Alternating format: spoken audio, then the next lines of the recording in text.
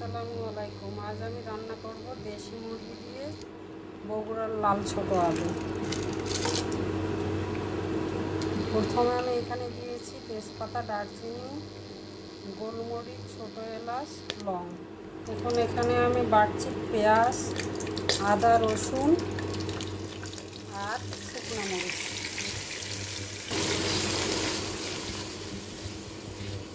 এখন আমি এখানে মশলা দিব লবণ, জিরা গুঁড়া, হলুদ গুঁড়া, মরিচ গুঁড়া, ধনে গুঁড়া।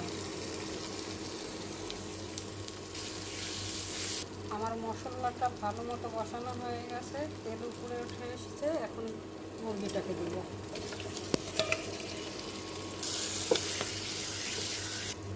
আমি কয়েকটা আস্ত রসুন দিব।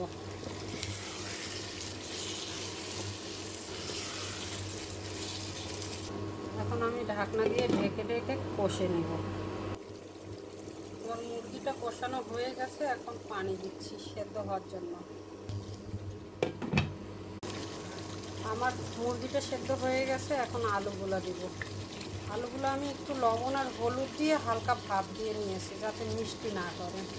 এভাবে করলে একটু মিষ্টিটা কম লাগে।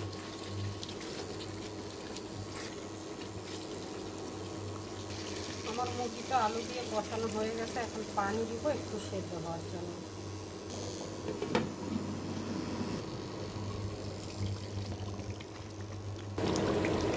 আমার আলুটা চিকেনটা একদম সেদ্ধ হয়ে গেছে। এখন গরম মশলা, জিরা গুঁড়ো দিলাম।